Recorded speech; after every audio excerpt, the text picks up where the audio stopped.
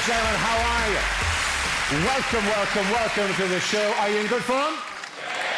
Yes, it's great to have you here. Yes, I do my own announcements. It's a massive operation I'm running here, ladies and gentlemen, as you can see. Really is huge. And yes, especially for tonight, we have brought out a large polka dot bright light sheet just to flush out any latent epileptics in the room. We're talking to people in the audience. Hello, how are you? We're clearly talking to you fuckers at the front. Good to have you here, good to have you here, good to have you here, good to have you here. You have to do that. It defines the gig, ladies and gentlemen. Some of the ones in the tour this year already have been slightly bizarre. It was in Derry, right? Fantastic part of the world. There was a guy in the front row looking very imposing. I said, hey, what's your name? And the man goes, it's Paddy. I said, really? Is it Paddy? And what do you do, Paddy? I'm a priest. He said, now, the thing is, I've said this before, right? I'm not a religious man, right? I don't even believe in God, but still Catholic, obviously. And you can't not keep going, Father, is that all right? Are you enjoying it so far? How's that? Good man yourself. And go back. Because there's a place called St. Column's Hall in Derry as well, which is like an old temperance hall. And now once I just said, Jesus, Father, I hope you don't mind what I'm doing with the hall. And he says, don't worry, I'll exorcise it later. Which I thought was sweet from him, but he said it in a really dense Derry accent, which means what he actually says was, don't worry, I'll exorcise it later. And I said, what? You exercise in glitter? And the priest goes, no, I exercise in glitter. And I went, yeah, and I couldn't get the image out of my head of the priest just sprinkling himself and then stretching and the light dancing off the calves as it went through all the... It was a wonderful image. It's fantastic. So that's the fucking level we're talking at, ladies and gentlemen. We're looking for ridiculous things. When I eventually randomly pick you, how are you, sir, at the end of the row? What's your name, champ? Dan. Dan, how are you, Dan? Are you local? I am, yeah, London. You're a Londoner. Like what part of London? Vauxhall? North of Vauxhall? Vauxhall. Oh, Vauxhall. Sorry, north of Vauxhall is the river, isn't it, for fuck's sake? A ridiculous answer, Dan. But you never give that answer. You give a perfectly reasonable answer, and there I am mocking you for what I misheard. Oh, it's cruel, Dan, isn't it? It's vicious. And what do you do, Dan, in Vauxhall? I'm a technician. You're a technician? Indeed. That's fantastic. Doesn't narrow it down in any way, does it? That really keeps it open for any possible industry in the world. Now, in which world are you a technician? In the planning world. In the planning world? Oh, you don't even build the houses. You kind of go, that'll fucking fall down. Jesus, look at it. On an angle. Who the fuck builds on an angle? I haven't been a technician for the last 12 years to know that you don't build a house slopey. Doesn't fucking work.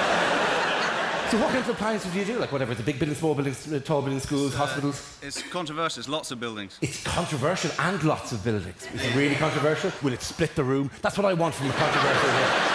I want at some stage, Dan, when you tell us what kind of buildings you do, to have half the room up in arms going, for fuck's sake, Dan, I'm livid about it. It's that fucker. It's the guy who did the fucking controversial building. Right, let's fucking get him. I want half the room, the other people around, defending you, physically holding back that side of the room as they lay into you with sticks and bricks. And you've said controversial. That pitches it at a relatively fucking high level of excitement here, right?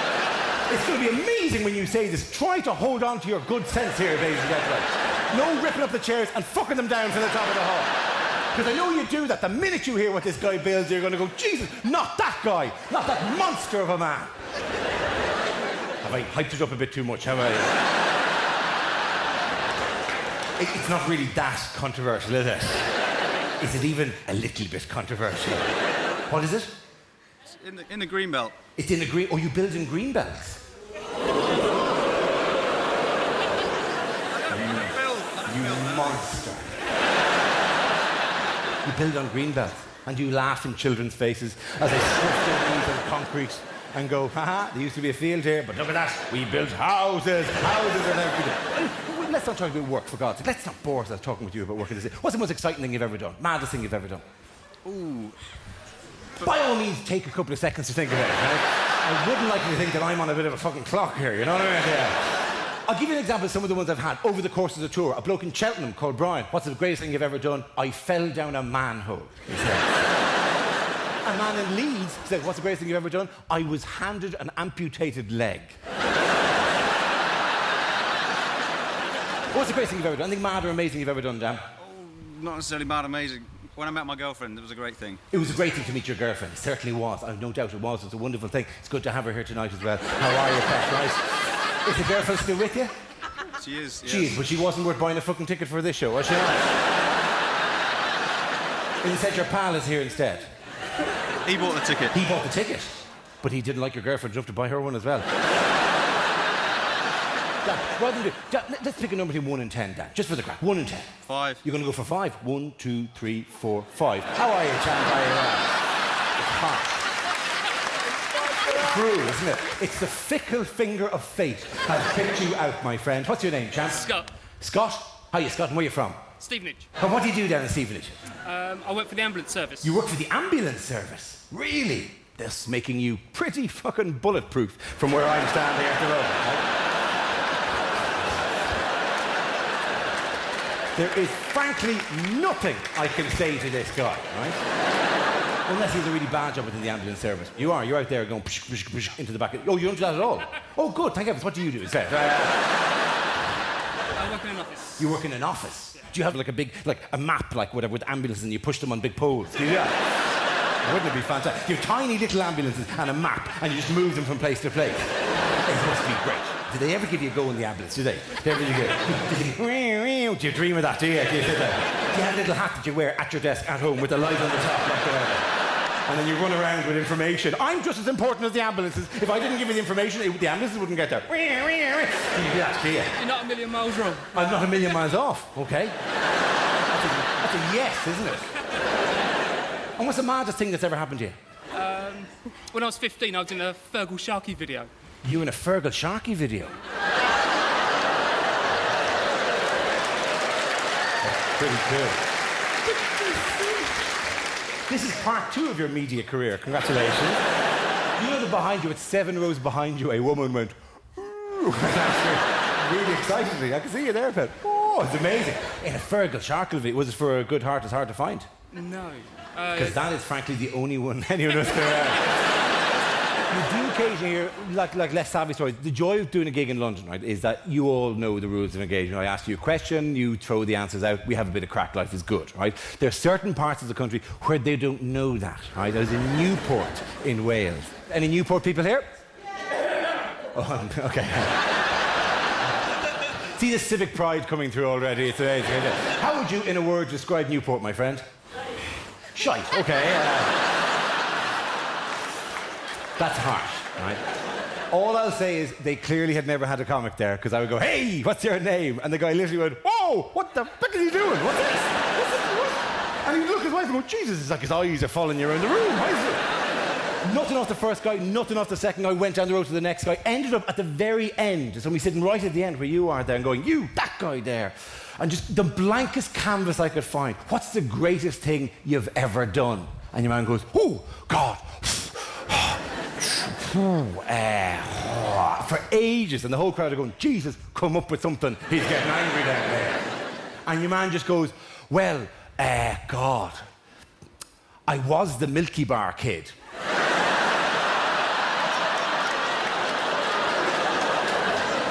And then looked to me in a real kind of, is that the kind of thing you were looking for?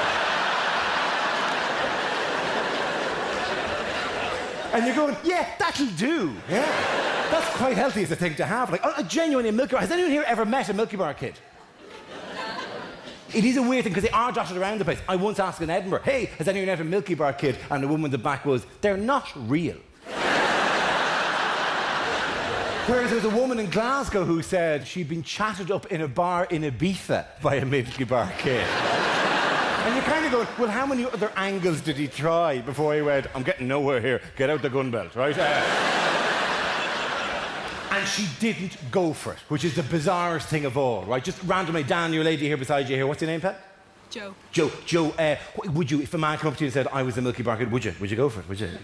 I would tempted. You would tempted, of course you'd be tempted. Think of the chocolate, would be fantastic, right? But more pertinently than that, think of being able to turn around midway during the sexual act and going, oh, the Milky Bar kid is on me.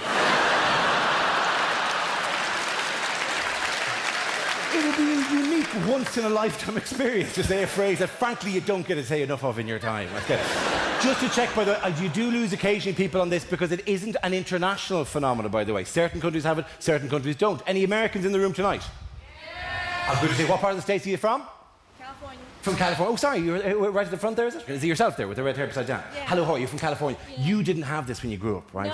No, not until tonight. I never No, heard no, okay, it's kind of hard to explain. In fact, it's bizarre to explain to an American because they go, I'm sorry, what?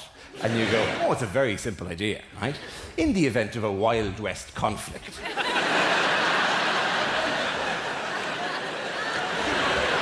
The surest path to peace is to send in an albino child with chocolate.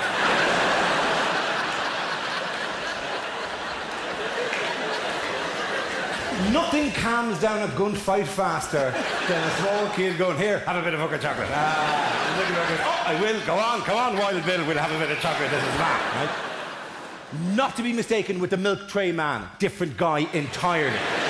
You do not want to send the wrong actor to the wrong ad and have a woman in a negligee walking into a hotel bedroom. Dan, da, da, da, da, da, and there's a small blonde child in a gun belt.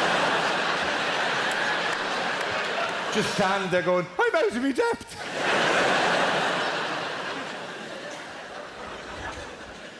But I kept in touch with my Milky Bar kid because I wanted to. I don't even know your man's name. He's under my phone under M for Milky Bar kid, right? Because that's the perfect place to have him, right? I wanted to reunite with all the other Milky Bar kids and create some sort of crime-fighting team of different ages of Milky Bar kids. But it made no sense because they never had a superpower. That was the one problem with the Milky Bar kid. He never had any great power. And I used to ask audience to suggest what the obvious superpower that the Milky Bar, what like super sense would he have, right? But bizarrely, we got the same answer every time I asked, right? So I'll just get you to get what audiences always, constantly, when I said, what super sense would you give the Milky Bar kid? They always said, taste. No, they never said taste.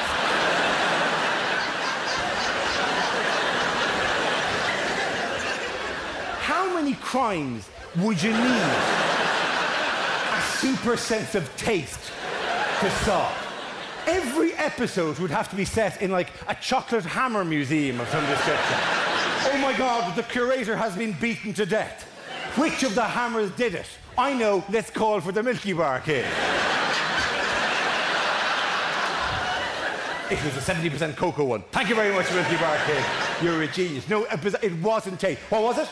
Turn people into chocolate. Something what? Turn people into chocolate. Turn people into chocolate. No, again, that's a first, I have to say. That is the bizarrest thing, especially in a hot climate, you'd be fecked at that stage. Well, it's a bad day for you, Mr. Villain. Poof! And Mr. Sun shall finish the job. No, it wasn't that. It was X-ray vision is what most audiences said. But not tonight, you've gone a bit freaky for some reason. Or the one night I said to somebody, what super sense would you give him? And your man said, a sense of decorum. Which you just don't get enough of in superheroes when they're like arriving in a crime scene, there's a body and blood and guts everywhere, and you go, oh my God, what are we going to do? And he would come in and go, we shall give the family time to grieve. Back away. Back away. The one I particularly got is the reason I loved your man, though, Milky Bar Kid, 1968, because I said to him, did you get to say the magic words? And your man goes, no, I didn't. They dubbed me out. Because in 1968, you people weren't ready for a Welsh Milky Bar kid. You would have found that crazy and ethnic and a bit strange, wouldn't you? You're going, what? I'm not eating that freaky chocolate from the valleys. The Milky Bars are on me. So anyway, that's the kind of level we're talking about, my friend. What's your name, sir? James. Oh God, somebody else jumped in there at this stage. Simon and Jason? James, are you a local, sir, are you? Yeah, I'm from North London. From North London, and James, what do you do? You're a young man, you're a student, are you college? Student. Of? German, sociology, history and music. German, sociology, history and music. It's a natural Venn diagram, isn't it? You can see the intersection. Are you an A-level student? Is that what you are? Oh God, you're only a child. Look at you. You're a cherub, for Christ's sake. And what a natural collection of A-levels that is. It's just how employers will be screaming for you in a few years' time. Crying out for, we've got a hole in our company the size of a man who knows German, sociology, history, but can he play the guitar? I know one such man who does timpani as well as German sociology and history. It's a unique set of talents, my friend, and there's one job out waiting for you in the Goethe Institute band. When are the exams? Couple of months' time? Couple of weeks, actually. Couple of weeks, excuse me, sorry. So good that you're taking a night off from the study at this stage, yeah. What did you schedule for here before you decided to just, like, piss it all up to a tree and come out and see a comedy gig instead? I've been doing essays today. Oh, you're doing essays today? Well, it's a welcome break for it. Like, just so you know, by the way, from the rest of us here who've been through the whole school system with that and have gone to on the other side of the education and all the exams and all that, the stuff you're learning day to day, all the subjects and all the quotes and all of that stuff, like whatever, that stuff, when you get out into the real world and you're looking for work and you're meeting people, that stuff is vital.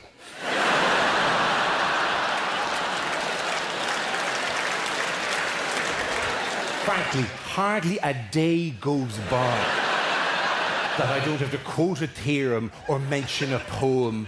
I was in a nightclub the other night and a woman came up and said, "What's the biggest of the Great Lakes?" And I went, "Is it Lake Michigan?" And she said, "Close enough, I will go to bed with you."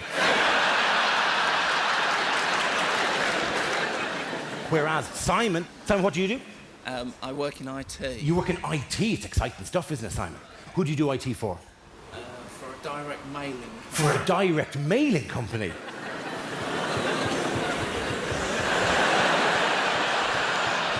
That's fucking controversial. Nothing on that. You just sashayed in and whipped the rug from underneath it. Who wants this stuff coming in the door? Nobody, but I still send it. Ha, ha, ha, ha, ha. You do that around the office, do you? Send more stuff to Henley. Ha, ha, ha, ha. Now we shall blitz North London. Ha, ha, ha, ha. You have a big map and like a loads of, and you push the direct mail around, indicating where you're going to bring all of your evil direct mail. Ha, ha, ha, ha. Finest piece of direct mail I ever received, which is from an estate agent in my area, because they're constantly putting stuff through the door saying, "We have disappointed customers who can't find a house in your area." What a fucking guilt trip that was. Oh no, we should move out. These people are disappointed. Anyway, what age are you, my friend? 17, 18? I'm 17 in 3 weeks. You're 17, so you're 16 is the actual answer to that question. No amount of "I'm 17 in 3 weeks." I saw through the logic of that one. It's a clever little ruse you've got. You're 16, my friend. My God, good to have you here. You're having a bit of a drink while you're here. Go on, too, because you look slightly older. You'll get away with it.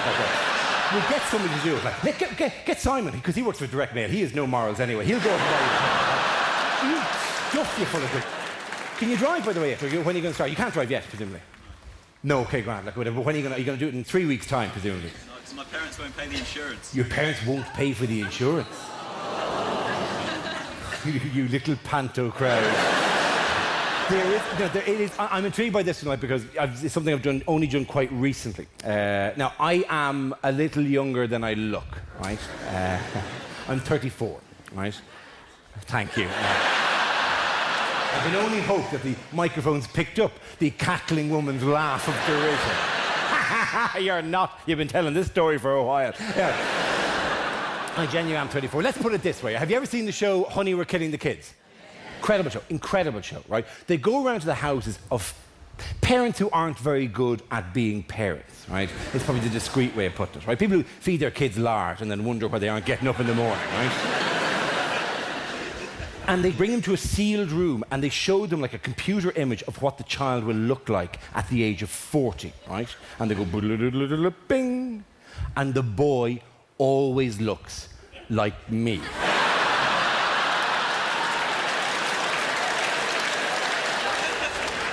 Every week, they just put up a giant picture of my face. And the parents recoil in horror.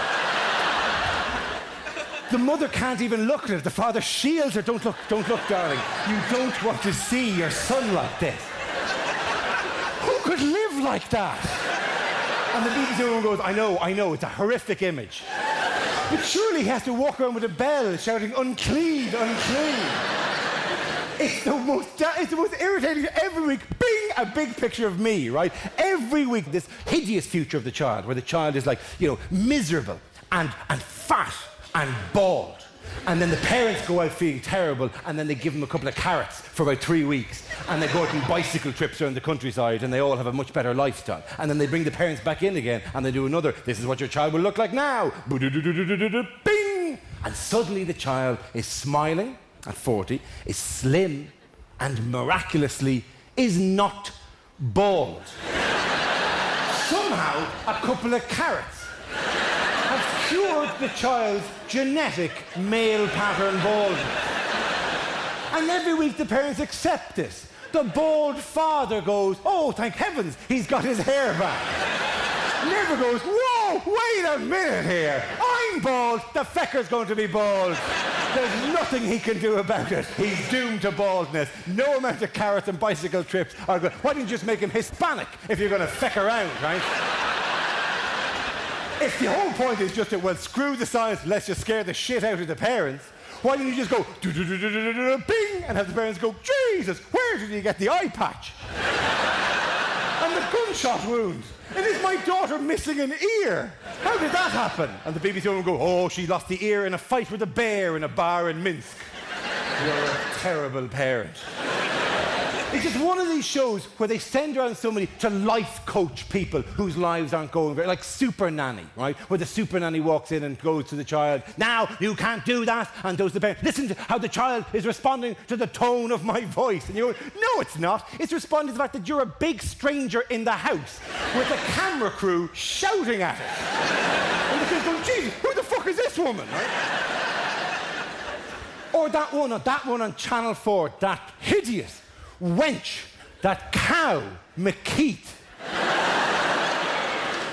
Are you familiar with You Are What You Eat, my friend? It's an incredible television show, hosted by a whiny, naggy, bony seed pimp bitch.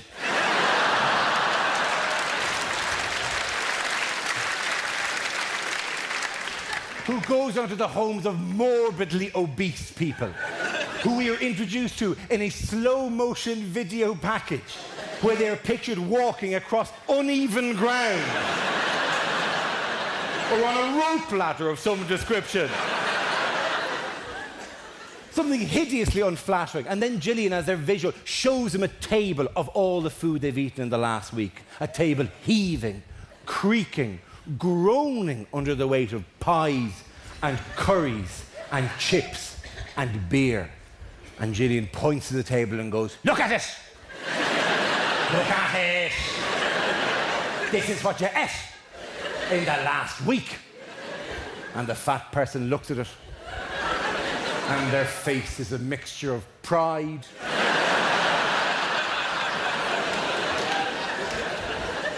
and lust. As if, did I eat all that? I did it all again. But they don't get to eat that. They get the next week's table, which is an empty table with an apple sitting in the middle of it. And they don't even get the apple. They get to jump at the apple, and it's lifted slightly above them. Ah, give us the apple, you what? She nags them thin for 6 weeks, and that's not even the worst part of it, my friend. The worst part of it can be summed up with one word. What is that worst part of that show?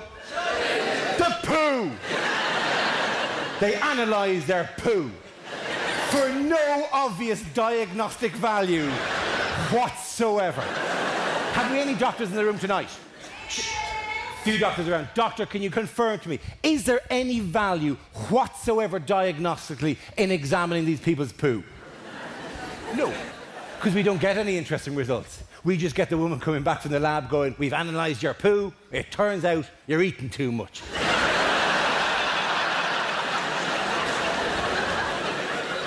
And then she hides in her fridge for 6 weeks, and every time they want a snack, she comes out with icicles on her nose going, nah, you can't have a snack, close the door.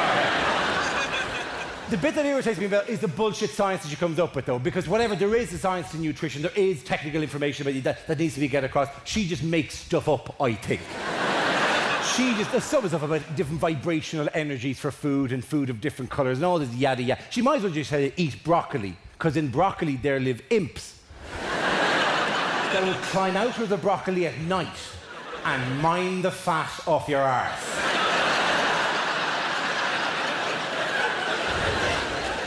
If you are what you eat, she's eating a feckin' shrew.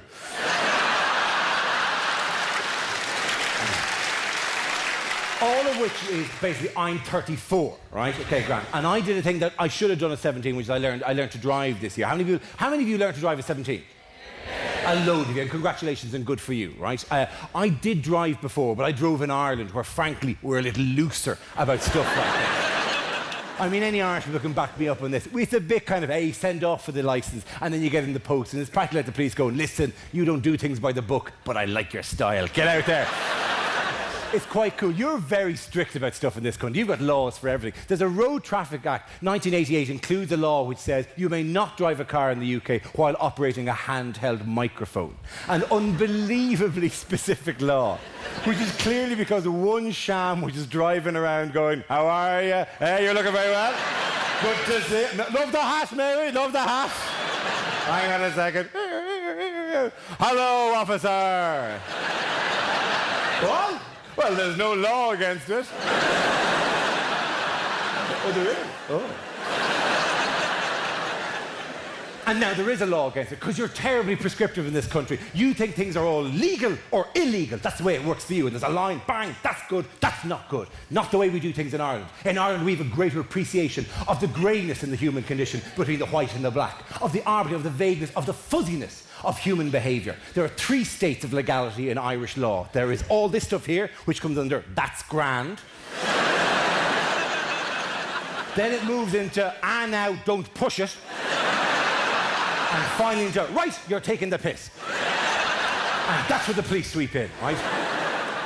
So I drove for years, but finally had to do the test. You know, when you're older, it's a different experience. I mean, my friend with the ambulance thing would have... what age were you? 18. You were 18, or whatever. By the way, as a teenager, did you find it a bit embarrassing being in the stupid-looking car? I was taught by the Air Force. You were taught by the Air Force? My lord, you have a backstory we didn't even get close to asking about here. Why were you taught? Why did somebody leave you outside an Air Force base in a reed basket as a child? And all the officers gather around and go, we shall raise him as our own. And then have a pact where they all went like that. Oh, we agree? All right, Air Force, go!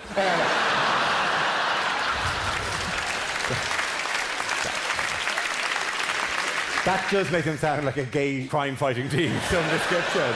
Air Force, go, go, yeah! Sorry, you were taught by the Air Force? Yeah. Was it actual cars, or was you taxied planes up and down, and then they'd like on runways and the lights would stop and you'd have to sit in your F-14 jet and then find the bite spot, find the biting point in the jet. Now indicate where's the blind spot of the jet is everything over the wing over there, right? I'm presuming all this shit, it was just a car. Land Rover. A Land Rover? Really? And what? Was there any other unnecessary levels of difficulty they wanted to include? Did you have to do it in the middle of the night under gunfire or something like that? You still have to do like a civilian driver's test. Civilian driving test, yeah. But did you go in like the Land Rover? Yeah. Was it like, you know, Ford Escort, Ford Escort, Ford Escort, Land Rover, Ford Escort, Ford Escort? So which car would be yours? Man dressed head to toe in camouflage gear and wings? Take a wild guess. OK, can you read out the registration number? Yes, it's KILLU. Go. Where are we at?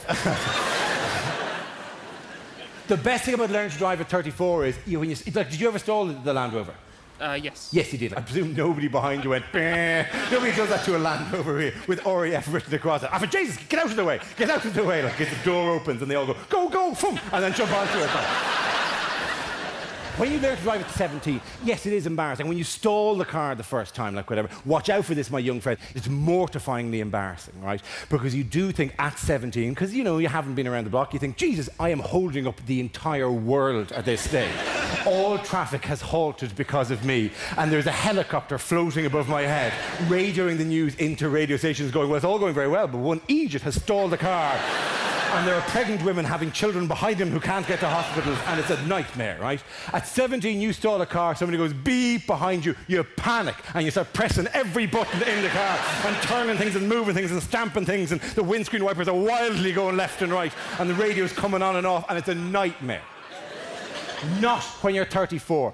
Second lesson, I stalled the car at the lights. Didn't quite get the biting point. Chug-a-chug, car stopped. A guy in a BMW behind me, like a half a second later, just goes, "Bah!" really, really loudly and really rudely, right? If I was 17, I might have fallen apart. At 34, you have a bedrock of confidence that's built up over the years. I didn't panic. I calmly put on the handbrake, got out of the car. walked back to the man in the BMW and went, is there a problem here, champ, is there? And your man went, I was just thinking that you hadn't quite left from the lights. You're a lot bigger than I was expecting you to be at this time. Yeah, I am a lot bigger. And you're right, I haven't quite left from the lights with the kind of a greyhound out of a trap kind of speed that you were hoping for here. But let's have a look at the entire situation here. Are there any clues, perhaps, in what we see in front of us here as to why I might not have been as fast as other drivers? Take, for example, the giant pyramid of L's on top of the car. What do you think the L might stand for in this situation? Does it mean, warning, driver is lackadaisical and may need to be reminded of the urgency of your trip? Or does it mean, hey, the guy in this car is louche and likely to be sitting there going, I do not like this green.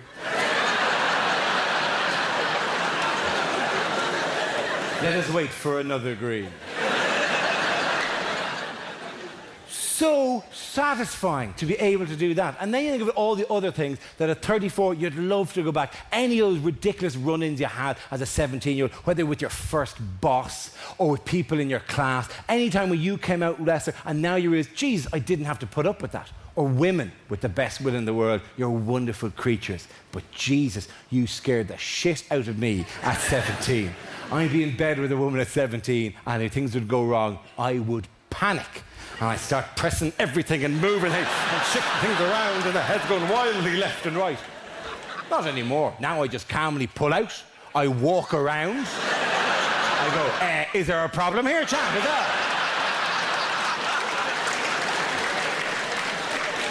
He goes, yeah, I was just thinking, you're a lot smaller than I was expecting you to be.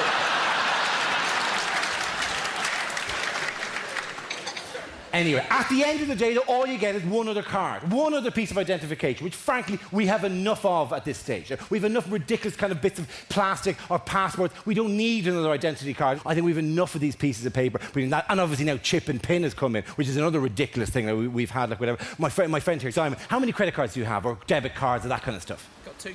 Two at this stage. Do you have different pin numbers for each? Yes. Yeah, you do. How do you remember them? Do you not have a system? Did you pick them specially? Did you just take the... Just remember them. You just remember them. Okay, great. So you haven't chosen them particularly to, I know we are kind of 2 questions away from identity theft at this stage. Sorry. What's your mother's maiden name? I think it's ridiculous that they all get narrowed. There was no identity theft until identity became 4 digits. I mean, there was no identity theft when you had to sign for stuff. Because that's difficult to do. Faking somebody's signature isn't an easy thing to do. We've all tried to do it. Like, Dara won't be in school today, Dara's mammy. It didn't work out, right? We learned early that. But 4 digits is a doddle. It doesn't matter what system you have. Oh, I've got an incredible system. I have my year of birth and I have my wife's year of birth. I subtract my children's year of birth and I divide by Chico's career in weeks. I don't know. Whatever you have, right? You have a whole special thing worked out. You go, no one will ever guess. Oh, good for you. But unfortunately, you're 4'8". I look over your shoulder in boots. Right? Ridiculously straightforward. And we've enough of the damn thing. The passport alone, for God's sake, should have all the information without getting another bloody thing. And even as it is, like, I flew recently from Stansted up to Prestwick, right? And we were at the Ryanair flight from London to Glasgow, went to the counter and said, I'd like to fly. And your man says, do you have your passport? And I said, no, of course I don't have my passport. I'm flying internally. Unless there's been a massive political upheaval in the last 27 minutes. I'm not expecting to arrive in Glasgow and have a man in a trench coat walk down the middle of the plane going, Wo ist deine Papieren? Haben Sie deine Papieren? Gib mir deine Fahrkarten. Gib mir deine Fahrkarten. Schnell, mit der Fahrkarten. Ja, ja. Ja, das ist sehr gut, deine Fahrkarten. Sehr gut, ja. Good luck. Thank you very much. Oh! Not expecting that to happen. But I said to your man, I don't have my passport. And your man said, well, I'm going to need some form of photo identification. And I had to fish through my wallet. And I found like an old work ID and I handed it to your man and said, there you go. And he goes, I'm afraid this is out of date. And I went, well, I'm still him.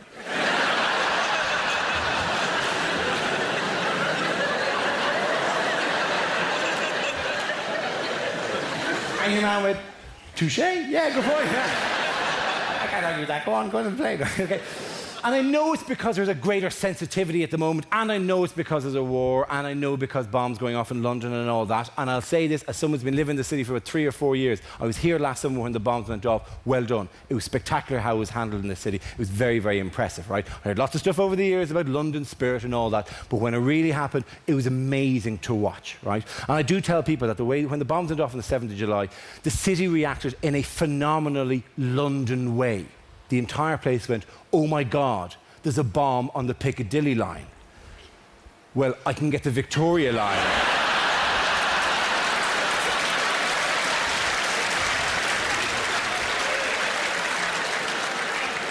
It is quite funny the way we, or people who live in London, are obsessed with transport.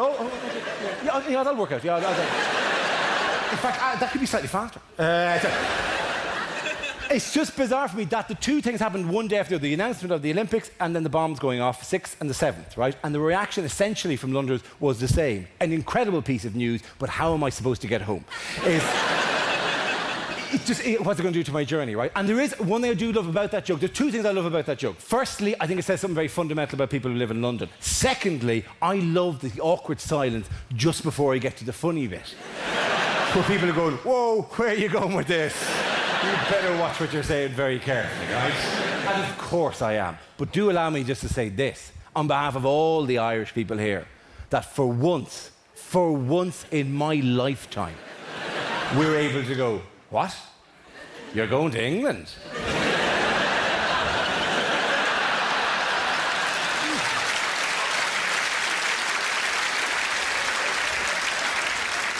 You wouldn't go there. It's full of terrorists. You come to Ireland. We've no terrorists at all. They're all playwrights now. And they genuinely are. It's the bizarre thing about it, right? There's a guy called Danny Morrison, right? Any Irish people remember who Danny Morrison is? Yes, that's a man, right? Okay. Danny Morrison was bizarrest job title in the world, the public relations officer for the IRA. On a day-to-day level, how does that job work? Going into safe houses in Belfast, filled with men in balaclavas and going, right, I've organised a photo shoot. Nothing too major, just something bright and breezy, just to get the name around again. Because frankly, out in the streets, all I'm hearing is UVF, UVF, UVF. Danny wrote a play called The Wrong Man, which was performed at the Edinburgh Festival. Right? And I was up there, the two lads from the IRA play walked up to me and then came up to me and handed me a flyer for the play and said, you must come to the play. And I said, of course, I'd love to get to the play. Right? You never get to somebody else's show when you're doing your own show in Edinburgh. Right?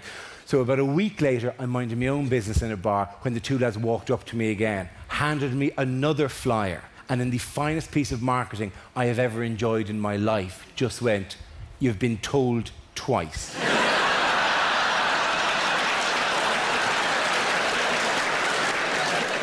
I went every night. And I was up at the end going, well done, grand establishment, telling a message, well done,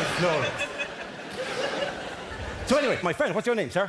Mark. And what do you do? I organise 40th birthday parties for my friends. You organise 40th birthday parties for your friend? But you're going to run out of business very quickly, I'd imagine. When you're not doing that for your friends, which is a nice thing for you to do, when you're not doing that, what else do you do? Project manager. You're a project manager? You do projects? I had to do projects in school as well, it was mad. So what part do you do? Do you look after the sticky bits that you put the pictures of the rockets on the sheet, or do you do the sprinkles? Do you have to handle the scissors? Is that what you are, a project manager? In case the kids cut their fingers. Is that what you do? Is that? What kind of industry do you project manage? Banking. For banking, it gets better and better and better and better and better. American banking. American banking. So it's banking with a twang. Banking with a bit of an accent. Oh, English banking not good enough for you, isn't it? Oh, Mr. Fancy Pants Dollar Boy here, is it? What's the happiest thing you've ever done, my friend? What's the craziest thing, nicest thing, unique thing about you? Mark. Run the London Marathon. You ran the London Marathon, not the one a week ago, was it? No, 10 years ago. 10 years ago. You're kind of coasting on that success a bit now, aren't you? It's been a long old decade, hasn't it? 10 years ago and you're still banging on about the fucking marathon, yeah? You've got to let it go, my friend. That was a long time ago. How long did it take you to do it? 3 hours, 9 minutes. 3 hours, 9 minutes is pretty good. Well done, congratulations. Like whatever. I never asked you a nice thing. I always act like you're a villain of some description because of the whole direct mail thing. But you're probably a lovely person with kittens and puppies and all sorts of stuff. Like, are you? Got 2 cats. You've got 2 cats. Oh. I have 2 cats as well, right? This is just an aside. I wasn't even going to talk about this. 2 cats that we got from Hounslow Animal Welfare Service, right? Which is a wonderful service, but they shouldn't use the abbreviation. They actually, on all of the, they answer the phone and go, whores. Which is just shoddy, right? Given that you're about to go, I'd like a pussy. Yeah. I haven't thought it through. What was I talking about before? Oh, yeah, the Bible. That's what I was talking about.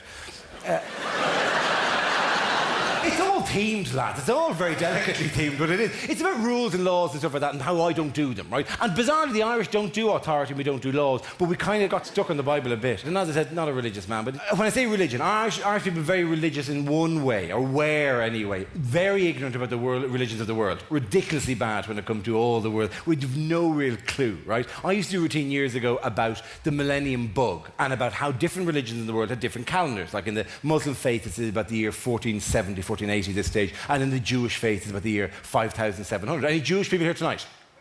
Can you tell me what year it is? Can you? No. Okay. You went on quite a little journey there, didn't you? Hooray! No. Okay, you're not up for a rabbi just yet, but I'm glad you're taking part anyway.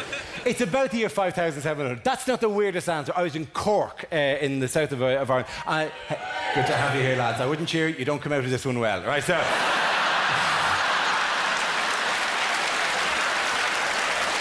Cork, fantastic part of the world, but there was one woman misrepresented you hideously, lads, in the night. I said, anyone Jewish here? Someone goes, I'm Jewish. I said, are you Jewish? She goes, I am. I said, and what year is it now in the Jewish calendar? And she goes, I wasn't expecting questions, to be honest. And then turned to her presumably Gentile friend and had a bit of a natter, and then came back with the single finest answer I have ever heard from a member of an audience, where without any shame at all, she just went, yeah, it's the Jewish year of the rat.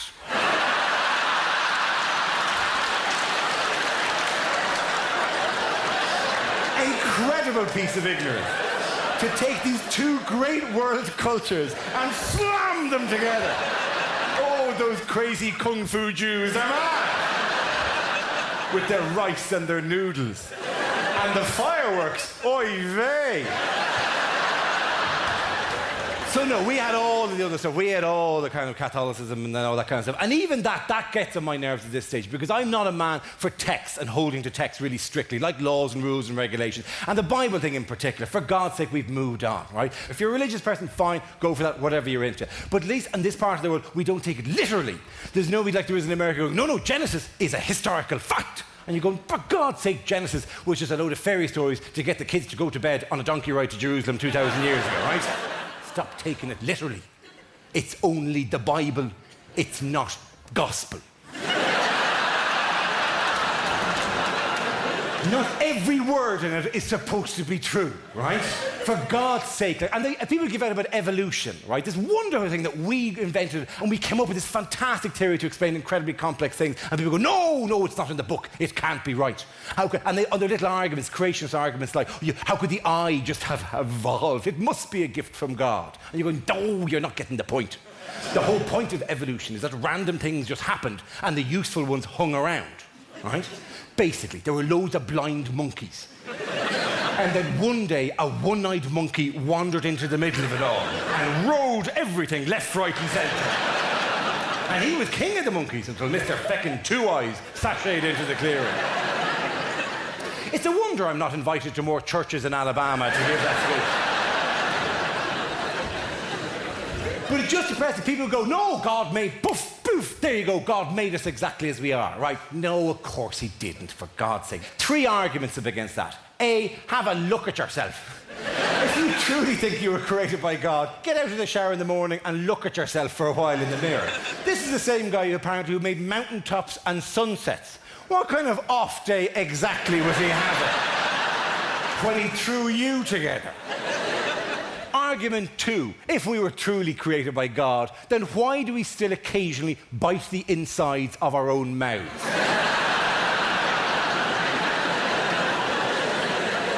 Have you ever felt less less divine than when you suddenly go, I seem to have bitten myself on the inside of my mouth.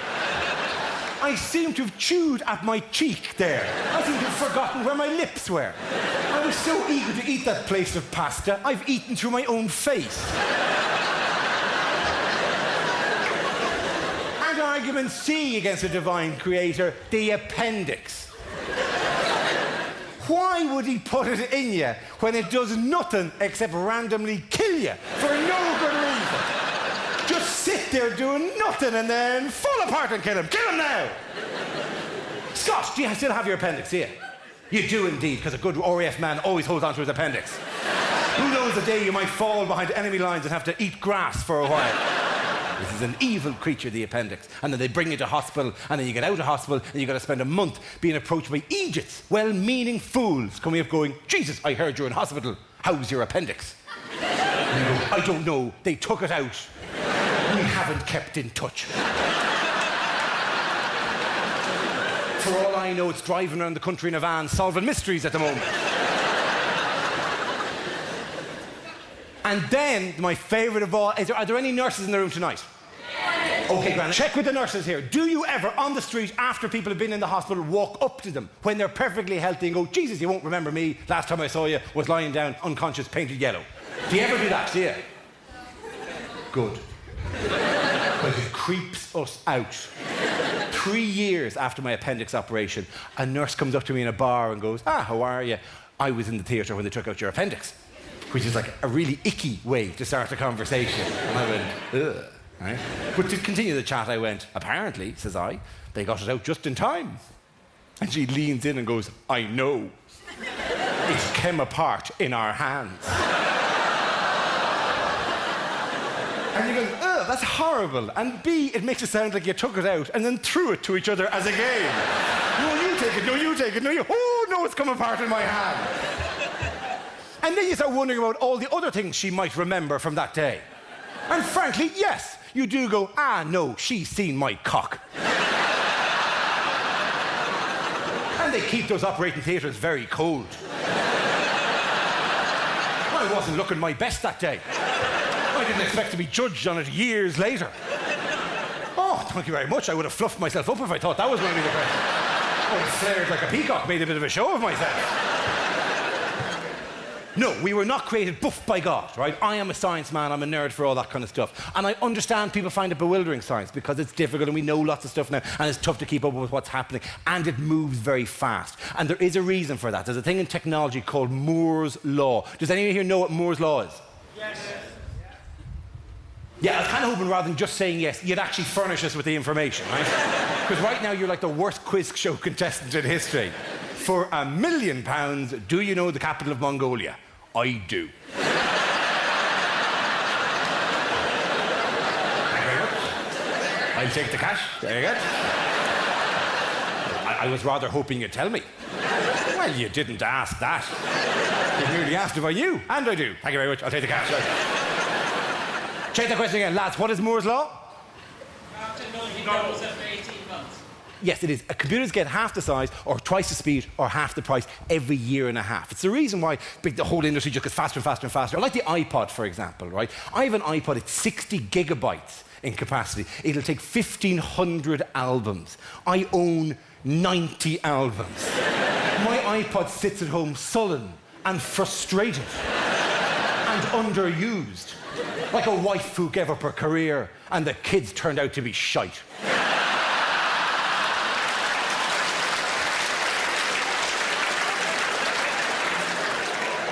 They come up with stuff just to fill the machines. They do one called iPod Photo, which you go, you can put your music and your photos. As if anyone ever asked for that. As if anyone in history has ever gone, I've got a long train journey ahead of me. What I need now is some music and all of my holiday photographs of the last 9 years.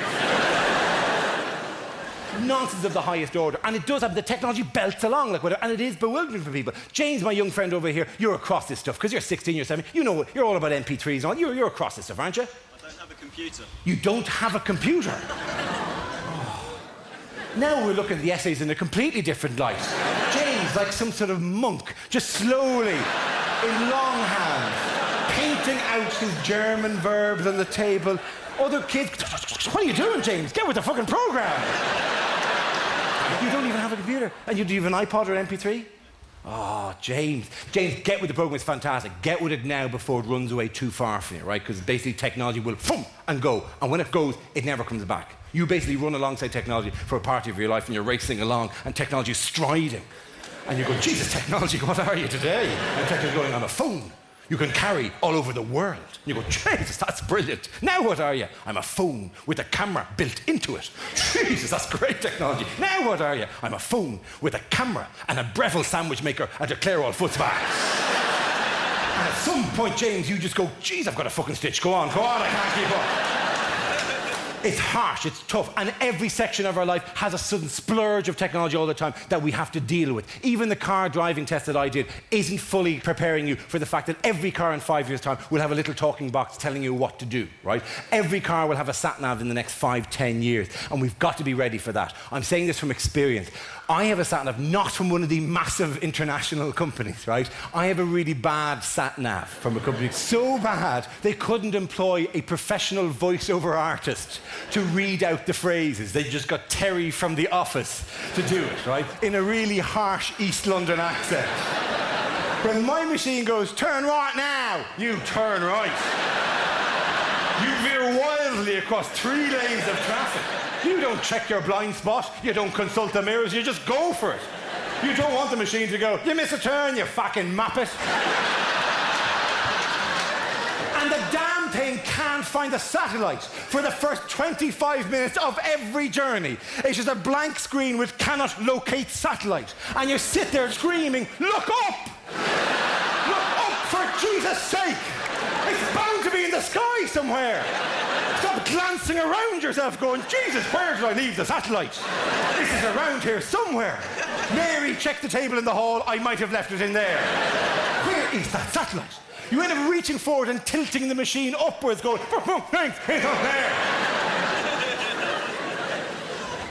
All parts of technology, all parts of your life have some sort of new development that you're supposed to keep up with. Simon, when's the last time you bought a bed? This year, I think. It was this year. You bought one this year, did you? And where did you go to a bed emporium to buy it? Did you, Simon? I did, yeah. You did? What bed emporium did you go to? Called Dreams. Dreams. And how many did you look at? 3 or 4. 3? Yeah. Oh, quite the Goldilocks, aren't you?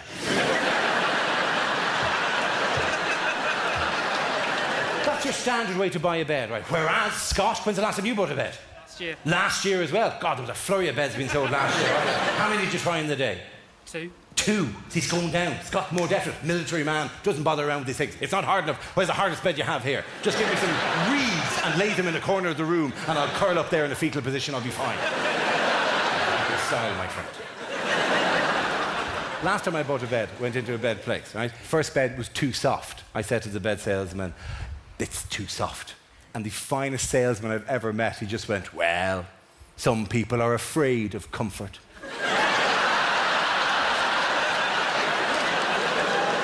An astonishing challenge to put before you. You find us standing in the middle of a bed department going, screw you, I can handle comfort. Give me 7 of these mattresses, stack them high. And give me duvets of many tog, I'll be able to take it. Put a pea underneath the bottom mattress, I'll find it with my arse. Wait from that, I didn't like that bed, Tried a load of beds, right? Because I'm some pansy-ass civilian, my friend. Tried a load of beds, I didn't like any of them. Eventually your man said, well, then you should try the NASA bed. I went, oh. The NASA bed, right, is a foam bed that when you lie onto it, the foam sinks underneath your weight and gathers around you, holding you close so that you don't toss and turn. You feel like a computer part being shipped to Singapore. They might as well put you in a cardboard box and fill it with polystyrene beads. You're jammed into the bed, like that, right? I had the bed salesman looking over me going, how's that? Is that right? Is it good? Is it good? And I go, I don't like it at all. I don't like it. I'm trapped. He said, it's great. It's lovely. Isn't it great? And they leaned over and straddled me with, how's that? Is it good? Is that? Good. You're liking that, aren't you? Bet you're loving that, aren't you, you dirty boy? Oh, you're loving that. You're loving. Which I thought was inappropriate behaviour in the department. And I said to him, no, I don't like this bed. And he said to me, it's a NASA bed. And I went, I'm not 12. I'm not so impressed by the word NASA that I'm going to immediately rush out and buy the damn thing. Or, oh, give me 3 of them and a duvet cover with a space shuttle on it. This bed has been designed to address very specific environmental conditions, which, frankly, my house isn't going to undergo at any time. And if it does, if I wake up and a Russian floats past my field of vision, my first thought isn't going to be, well, at least I've slept well. Every field of life, technology is moving it on and making it bewildering for us. But the key thing is you've got to go with change. When change occurs, you can't be sitting there resisting it like a fool. You can't be holding on to the past, rooting yourself and going, oh, things were better. Things were better in all fields of life. Immigration, things change. This country gives itself an aneurysm over immigration. You handle multiculturalism better than any society in the world at the moment. You are so good. You give shit back to cultures they never knew they had. There are 1 billion people in India going, what's a Balti exactly? Things change, you can't be holding on to it. Nostalgia is heroin for old people. That's all it is. Going, oh, things were better in the old days. They weren't better. You couldn't turn on a light during the 40s in this country without the Luftwaffe bombing the shit out of it. That's not better. For Christ's sake, just because you were younger and getting laid more often doesn't mean the place was better off, right? Ridiculous notions like that. Like, well, but stuff changes. Attitudes change, values change. Even as a comedian, you occasionally come across something, you make a joke that, you know, gets you into trouble because the attitudes have changed. I did a joke last year, and this is not a good joke. I have no excuse. It's a terrible joke, right? I'm just offering as Exhibit A. It was about the musical Billy Elliot. And what was the composer's inspiration for the music? The joke was, Elton John, do you think he saw a little of himself in Billy Elliot? I know, it was rubbish. I didn't mean it as an attack on Elton John or as an attack on the gay community. I meant it as yet another joke in the glorious tradition of jokes involving the word in. As in, do you have any Irish in you? Would you like some? But instead we got a letter of complaint from Peter Tatchell and the gay rights campaign group Outrage, who said that I was a disgrace and should never be allowed to work again. And the joke was contributing to a culture of violence against gay men in Britain. Those of you unfamiliar with the work of Outrage, the previous target of one of their campaigns was Robert Mugabe. And now me. And the thing is, your initial reaction when somebody does a complaint like that is to get, you know, to get all tough and go, it's only a joke for Jesus' sake, relax, right? Swiftly followed by loftier arguments about civil rights and comedy's obligation to say the difficult thing and freedom of speech, which is a fairly lofty point to bring in to back up something as bad as that joke about Billy Elliot, right? You wouldn't go to Strasbourg, to the European Court of Human Rights, with that as your argument. Oh, my lords, my ladies of the court. Elton John, you think he saw a little of himself in Billy Elliot? Try the fish, I'm here all week. Thank you very much. And in fact, if a gay man ever walked up to me and said, do you know what, that's just another joke about how we're supposed to touch kids, and we don't, there's no paedophilia homosexuality relation at all, I'd have no argument with that whatsoever, right? Because frankly, if you don't change your attitudes when you realise you've screwed up, then I might as well just go and play golf with Jim Davidson on a Saturday morning and go, Jesus, Jim, I'm getting awful trouble off the queers at the moment, What seems to be the problem, Dara? They can't take a feckin' joke. They'll take a cock up their arse, but they can't take a joke. That was intended ironically, by the way. And some people think that's very politically correct of me, but then I'm Irish, right? And of all the people who've benefited from a good dose of political correctness on this island, it's been the Irish. Remember the good old days with the jokes about how stupid we were? And then a memo went around sometime in the 80s where you all went, oh, Jesus, we're not doing jokes about the Irish anymore. And you went, OK, fine. And you just stopped. And thank you very much. A bit overdue, but thanks very much nonetheless. Because we didn't really enjoy that kind of stuff, and it's good that we don't get that kind of reputation. Just so you know, there are still plenty of stupid people dotted around Ireland, but you're not allowed to talk about them. So it's kind of... There was a fire engine called out last year because there was a cat stuck up a tree in Limerick. Lads drove out, took the cat down, gave it back to the old woman. She said, lads, will you have a glass of whiskey? This is a completely true story. The lad said, we will, of course, have a glass of whiskey. The other crew are on at the moment. It's fine. So they had the glass of whiskey. They had another glass of whiskey. The whole town came out, had a bit of crack with the fire engine. Life was good. Eventually they said, listen, we better go back now. They waved goodbye to the village. They waved goodbye to the old woman. They got back into the fire engine, drove off, ran over the fucking cat. Completely true story, and you're not allowed to tell it. It's brilliant, isn't it? Because the thing is, the joy of it is, like, whatever... Of the Irish people, where are the Irish people again? Yeah! Who's the most recent immigrant among you? Let's go back. Who's only been out of the... how long are you out of the country, sir? 2 weeks! That's pretty recent as an immigrant, it has to be said, right? The thing about Ireland is a bit of cash. We've changed in Ireland. Oh, we've changed. Oh, this is our favourite line about ourselves. Oh, 2 weeks, you can never go back. You won't recognise the place when you go back. It's changed. Oh, those 2 weeks, the country's gone so much different. You wouldn't recognise it. You can never go back. We're loving this about ourselves because we finally got a bit of cash in our pockets and we love the notion, oh, we're not the same place we were. We've lost our soul, we've lost our spirit. We're exactly the same age as we always were, right? But with a bit of cash. There's no change. Well, there's one change in Ireland. Baguettes.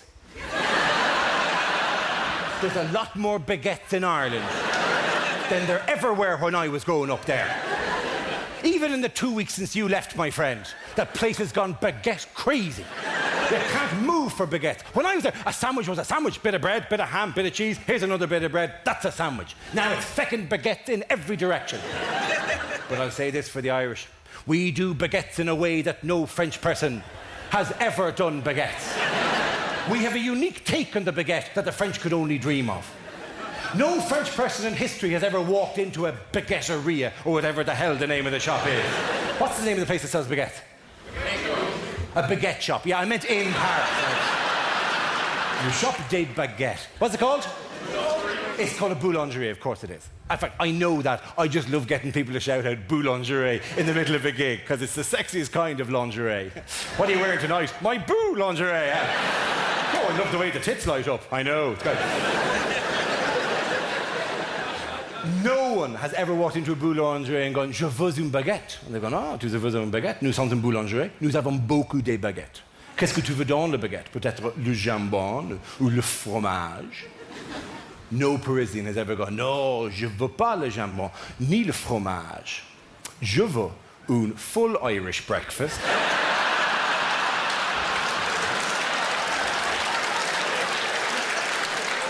Oui, avec les hash browns, beaucoup de hash browns. Et les baked beans aussi, beaucoup de baked beans, right? Now wrap it in cling film, I'll put it in the passenger seat of the car. Right, so.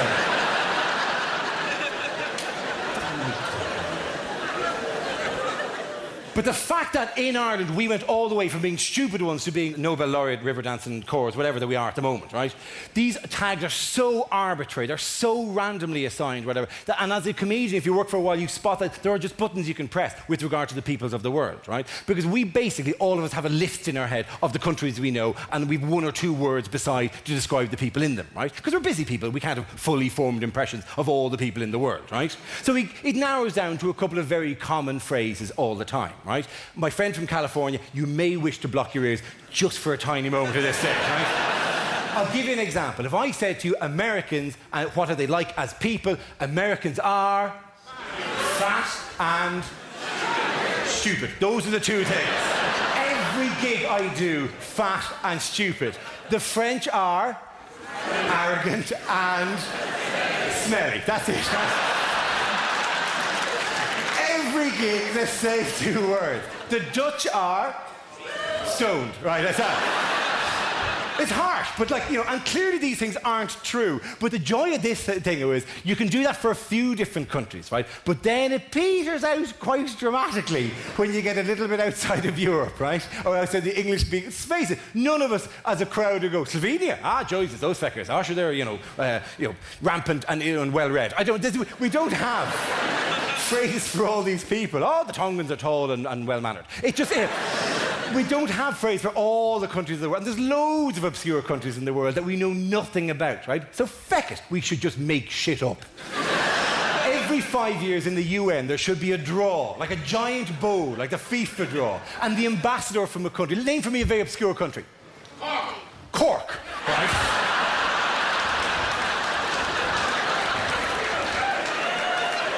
incredibly obscure country, not legally based in anything, by the way. More obscure than that. Well, name me an obscure country. Swaziland, perfect example. The Swaziland ambassador has to walk down and rustles the paper up and holds it up, and it just says, shite at small talk. And then for the next 5 years, every time you hear about Swaziland, you go, oh, jeez, they're shite at small talk. The Swaziland, I can't do it. Oh, sure, I met a lad from Swaziland. I said, how's your wife? He said, she's very dry. You mean she's a very dry sense of humour? That's not what I mean at all. Well, I shite at small talk. And you can just make this stuff up, for God's sake. Another obscure country. Angola, perfect example. Who among us truly knows about the Angolans? Who among us has studied, has lived, has travelled? Who among us has seen from the passenger seat of a jet plane what the people of Angola are truly like? One man knows what the Angolans... I'm working up to you, by the way, here. It's got to... He could describe for us in a couple of words the characteristic, the not physical, personality traits, come up with a couple of ones now, that perfectly sum up the Angolans. Scott, in your wide-ranging RAF-based knowledge, the Angolans are... Angry. Angry and... Violent. Angry and violent. It's not a huge, broad spectrum of personality here, is it? Luckily, they combine their anger with a bit of violence, so it all works out well for them. Let's try one more. What did you say? Oh, Vanuatu. Very good. You're loving that, aren't you? You're very happy you shouted Vanuatu. The people of Vanuatu are... Vacuous. Good answer. I like the way you're thinking here, right? Vacuous and... Unknown.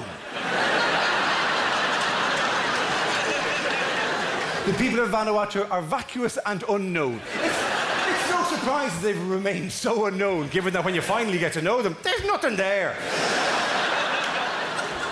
You should see them stuck on a lift with the Angolans. Oh, the Angolans are kicking off in a huge way. But the Vanuatuan people have no opinion to offer in the situation. I know it's slow, but is it? I don't know. I didn't think it was there, but the whole thing. And you're kind of wondering, Dara, what's the point of this? The point of this is, in a week's time, there will be a news report where they say, and there's a situation brewing at the moment in Vanuatu. And you're going to go, oh, those vacuous pricks.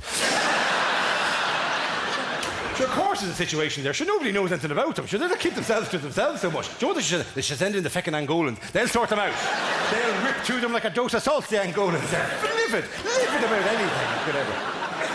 They're just tags, these things. They're random tags. They mean nothing. It's like, in a way, you know, the whole Billy Elliot thing, again, like the reason I backed down so fast on that, like whatever, was because I received one letter of support, right, that says, to whom it concerns, we, the undersigned, are a group of concerned citizens living in a border region of Northern Ireland. We are writing to express our support for Mr. Briain with regard to his comments on the link between paedophilia and homosexuality. My comments on the link.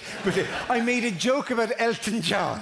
I didn't stop a show and go, hang on, wait a minute. Gays and our kids. Who's keeping an eye on that? That's all I said. No doubt he is being targeted at the moment by the international gay mafia. What a fantastically brilliant paranoid phrase that is. I wanted to write off and go, Jesus, who are they? I think Graham Norton might be one of them, but I can't imagine who the others are. My favourite phrase, we would like to express our full support for his stance against the forces of sodomy. If you ever use the phrase forces of sodomy, it better be a gay heavy metal band that you're talking about. Yours sincerely, Robert Mugabe. But it's like the randomness of these national tags, or indeed of tagging the gay people, all that stuff, the sheer randomness of that, it's a bit like the ID card, and it sums you up in a couple of phrases, which it doesn't. No ID card truly contains the information that makes you unique. For me, it's the stuff that you love, you hate, you loathe, you're excited about. That's the stuff that defines you. I mean, I have no ID card, passport, driver's license, that will say that, for example, I'm a night person, right? I don't do daylight, I don't trust daylight, I don't like it. Many of you are day people, you're fine with it. Grand. If you're a day person, nighttime leaves you alone. But if you're a night person, daylight has no such qualms. Daylight will climb underneath the curtains, bounce off the carpet, off the ceiling, off the carpet, off the ceiling, into your feckin' eyes and wake you up. People who invite you into their house and expect you to take off your shoes. I can't stand that. Here's a bottle of wine. Oh, thank you for coming along. In this house, we take off our shoes. Oh, do you? In this house, I leave mine on. I'm not a mechanic. I don't work with livestock. I'm not going to trawl manure across your new carpet. I'm not going to step away from the dinner party, open a vein, and write my name in blood. All the way on your floor. It's going very well. Enjoy your dessert. It's a lovely dinner. Thank you very much. You're very kind. Just thought I'd leave me mark. Do you know I call an ambulance? I'm getting faint at this stage. Versus the things you love. For example, I love silence. I adore silence. And not kind of the, the Zen Buddhist, contemplative, desiderata go placidly midst the noise and haste silence. Not that stuff. The awkward silence between you and a stranger in a confined space. You know when you're in a lift with somebody you don't know and somebody has to say something? It's like a game of staring where you let the tension build and build and build and build and build, and then eventually they go, here we are, and you go, fine, I win, get out the fucking lift, I win. My favourite is when somebody in the lift arrives and they go, thanks very much. And you're going, why are you thanking me? The lift did all the work. I'm just standing here. I didn't operate a pulley system behind your back. Lifts are tremendous locations for social convention. Next time you walk into a lift and there are strangers there, don't walk into your normal place. Walk in, let the doors close behind you, and stand staring into the lift.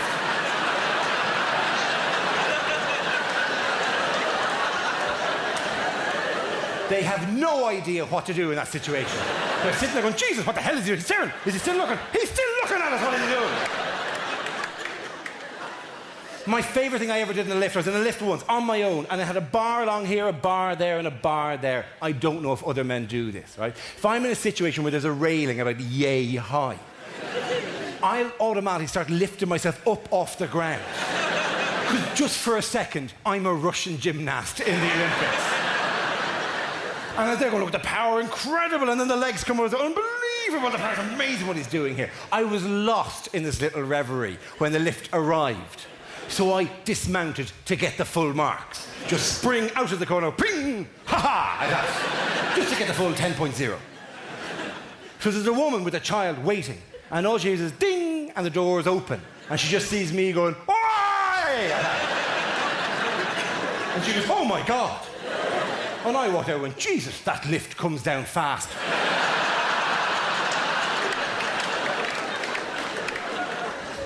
These are the things that define you. Your random loves and hates and dislikes. They define you as an individual, of course, and then you meet someone, you fall in love, and you've got to take your dislikes and her dislikes and loves and hates and slam them together and create your own mythology within the couple, which I love as a process. You meet couples, they have their own jokes, they have their own little language, they have their own story of how they got together, which is always some fantastically idealised version of the real event. Some sort of, when we met, our eyes across the room, it was perfect, it was wonderful. Never, we were trashed.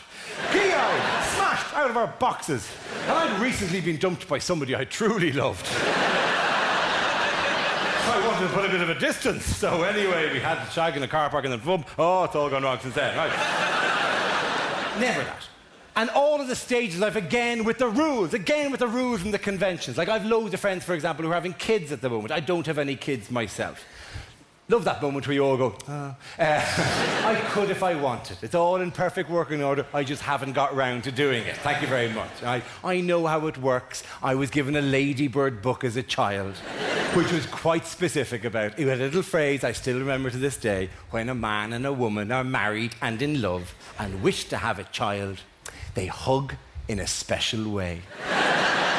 Which is just sweet as a description. It does tend to paper over the whole handcuffs, who's your daddy element.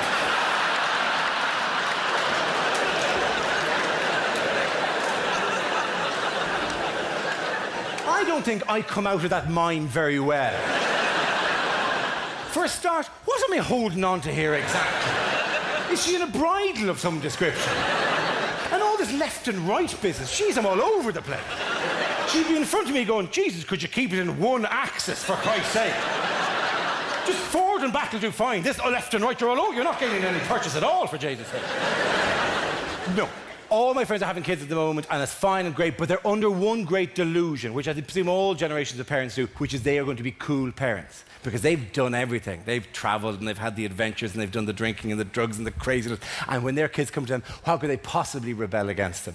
So one of the great lies of it all, there's no such thing, right? There's no new parenting that our generation uniquely will do, that in 20 years' time, my 15-year-old is going to walk in and go, I want a tattoo. And I'm going, oh, do you? Oh, do you want a tattoo?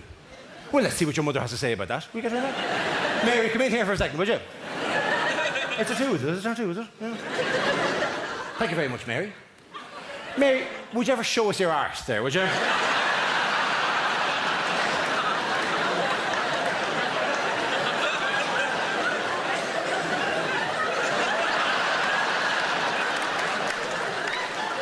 that your tattoo, is it? Is that your Celtic cross that you're so excited about?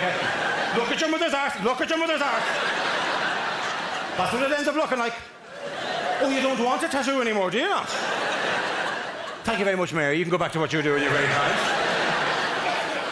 What do you want now, then? Oh, you want a piercing? I'll show you piercing. My favourite of all those, though, are the engagement stories. Again, loads of my friends getting engaged at the moment, and there's a whole convention about that, about how you're supposed to do this, and the rules you're supposed to observe in some way about all this. Scott, is that your lady beside you there? Are you married, engaged? Engaged. Engaged. Okay, well, congratulations. Good luck on the big day and all that. I wouldn't dream of asking you to spell the story. That would be embarrassing. I wouldn't do that, right? I will merely check how many of the rules you observed, right? Did you, Scott? Did you ask the father's permission? No. Good man yourself. Did you have the ring when you proposed? Didn't technically propose. You didn't technically propose. That's fantastic. Good man yourself. Oh, all the rules are gone with you. That's brilliant. Did she technically propose, did she? I might have twisted his arm. You twisted it. It's very, very good. Well, good for you. That's even better, for God's sake. I like the way you went along with the questions for the first one or two of them. Well, no, I hadn't asked the father's permission. Yeah, what? Hello. I wonder if you mind if I was proposed to by your daughter. That's it. I can't stand these little rules. There's three of them, right? Father thing, the ring, and the beautiful location to do it in, right? Not a fan. You know yourselves. You're at work one day, a friend comes in and goes, oh my God, we're engaged. You go, oh, that's amazing, wow. How did it happen? It was perfect. John hired the Eiffel Tower. And then he rented the original members of the Village People to spell out the message, Mary, will you marry me? It was what I always wanted. And the feckers who asked permission. If I'm ever the father of a daughter in 30 years' time and some gonk arrives into me looking for permission, I'm going to set the fucker tasks.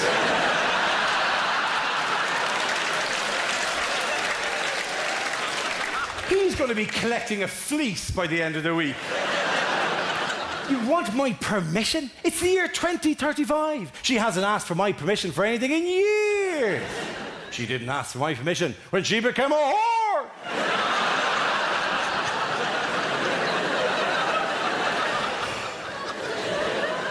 Oh, did you not know about the whore thing? Terribly sorry. I shouldn't have been the one to tell you. Oh, it was years ago, just to pay for the whole...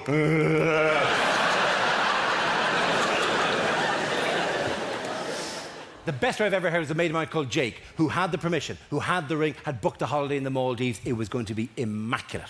Went through Heathrow security, went through the little shutter thing, all fine. His bag goes through. He had an iPod charger in the bag, some weird-looking box with cables coming out of it. The security woman says, sorry, do you mind taking that out? He says, no problem at all. Opens the bag up, shows it to your one. Right? She goes, that's absolutely fine, sir. You can go ahead. And he's about to go when the security woman spots another small, mysterious black box in the bag and stops him and goes, sorry, sir, do you mind opening that up as well? And Jake panics because he's got the girlfriend beside him in the security thing, and he just goes, do you mind if I don't?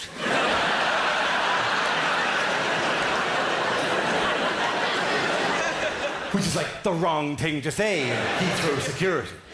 And your one goes, yes, sir, I do mind. Could you please open that box up? He says, don't make me, please, I'd sooner not open the box, right? And the girlfriend's going, Jesus, Jake, open the box. What's the problem? He's going, relax. Don't make me open the box. Don't make me open the box, right? Which is not a good thing, because the security woman is now stamping on a panic button that she has underneath the desk. Sections of Heathrow are being shut off all around it. Other security guards are arriving in and unsheathing weapons. They're going, sorry, sir, could you please assist the woman? Could you open the box? He's going, lads, relax, for fuck's sake, it's only you. Please. Please don't let me open the box. Okay. And she goes, sir, please open the box. And the girls, go, relax. Listen, don't make me open the box. And eventually everyone's going, everyone down, sir, open the box. And Jake, in the middle of Heathrow security, had to reach into his bag, take out the box and turn and go, Mary, these 3 years have been the happiest years of my life. That's the fucking story. Ladies and gentlemen, it's been enjoying to talk to you. I'm Dara. Thank you very much.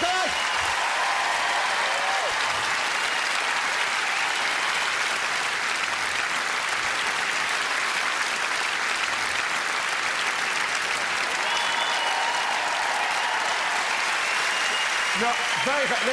Listen. Whatever about getting a bit of applause and all that crack off you, frankly, the show would be nothing. It's just me ranting and roaring, lads. Nothing at this stage. There are so many people we've met, so many things we've learnt, ladies and gentlemen, over the course of this gig. We have learnt that there is a man here whose brain can handle disciplines as disparate as the German people and the piano. And even during those two poles can fit a bit of sociology and a tiny bit of history in as well. And he's so casual about it, fuck it, he doesn't even have to study tonight. That's how cool he is about it. 4 massively important, life-defining examinations ahead of him. What the fuck does he give a shite about it? Give it up, ladies and gentlemen, for James! Get over there.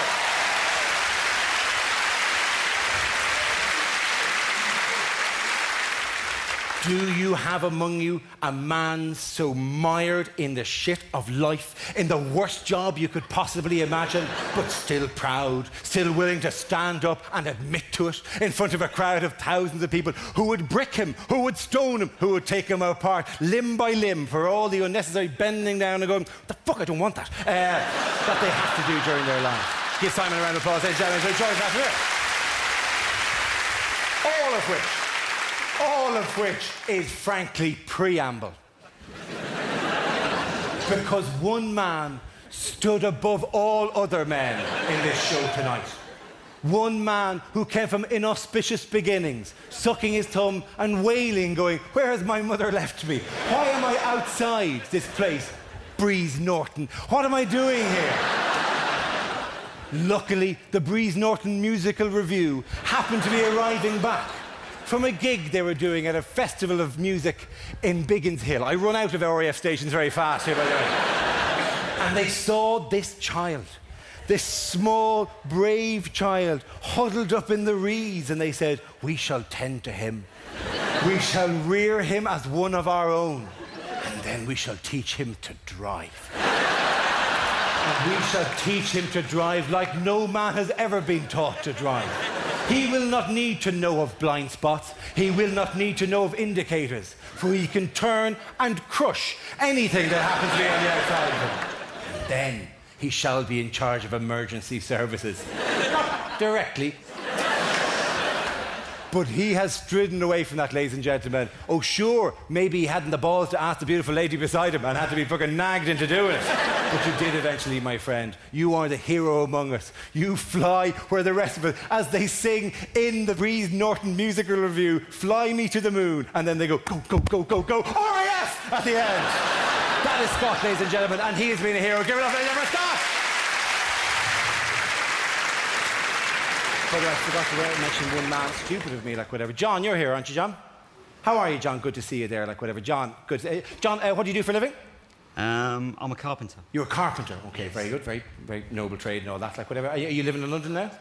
No, I've just currently moved to France. You've moved to France. Okay, grand.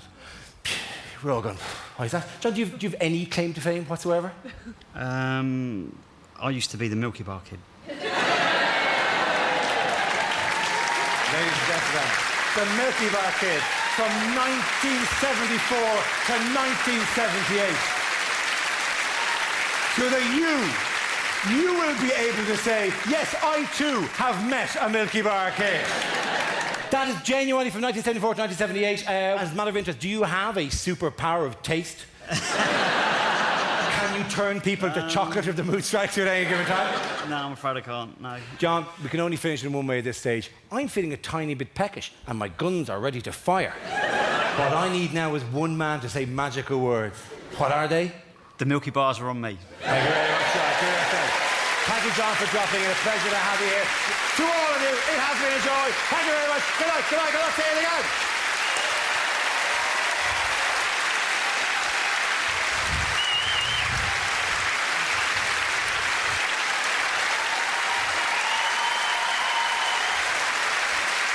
Tell you what.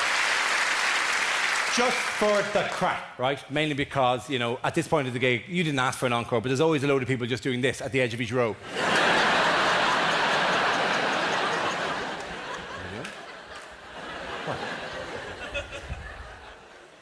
Just for the crack, as a gift to the two of you, right? As the start of it all, like, I don't know how, you know, did he woo you, or did you woo him in the Hill of the Hunt? He wooed me. He wooed you. It was a wonderful thing. Good man yourself, Scott. Well done. I don't know what he said, what words he said. All men have a different kind of technique for luring the ladies in, right? And what magic words they say just to create the mood. I always use one word. I always used to go, so. Just at the right moment, it raises the temperature just a tiny bit, right? So that and if she goes, well, you go, well, hey, and you're in, right? And if she goes, fuck off, you go, fuck off yourself, I wasn't even talking to you.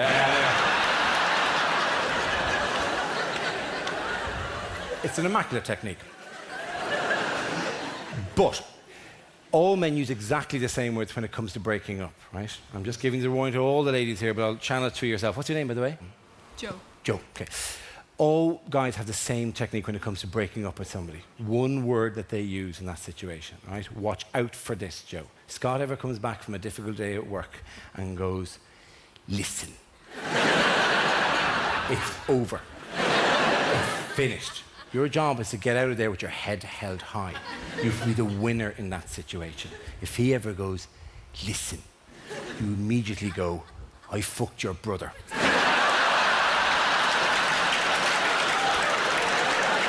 See, you're out of it. And like, nah, this is Scott is on the back, but he's going, whoa!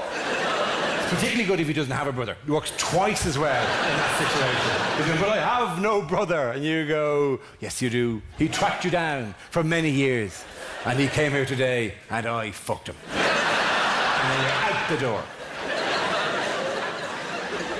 But the thing is, I may not, you know, set this in context. I've given that advice before, but I haven't really given enough conditions. I don't mean, Joe, any time he says the word listen. I don't mean like you're walking along a beach in the Seychelles and he cups your beautiful face and goes, do you know what sound I love more than any sound in nature?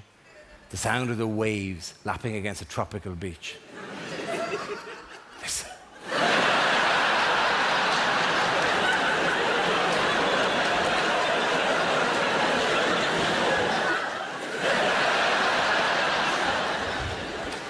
Or if ever lying in a spoon's position, snuggle deeply, and you're all snuggle like that, like whatever. It's 3 a.m. under the duvet and you feel terribly safe and warm and wonderful. And suddenly Scott sits bolt upright in the bed.